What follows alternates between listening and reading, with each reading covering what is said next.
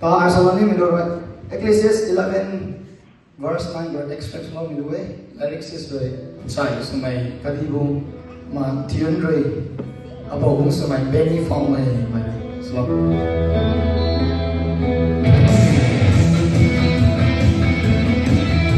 Tarai suna gua apa mai sabon ni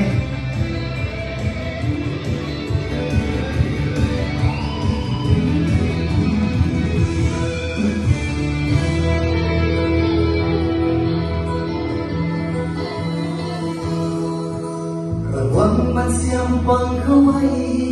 man sai pan ti gai yam ye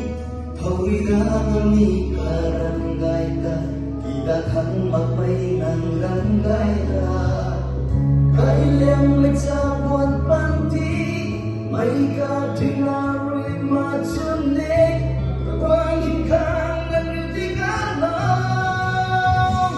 kai mai yesu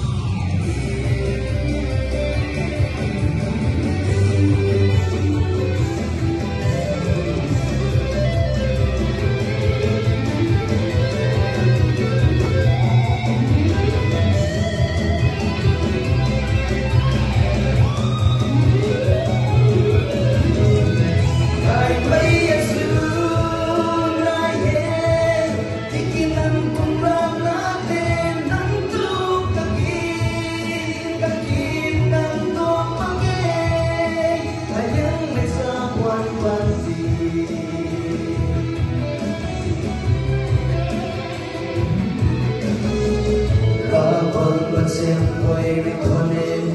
cho con phần thi ngày mình ta nhìn người tàu quay với mình con em trong năm con đi phần thi ngày mình ta lần ta lần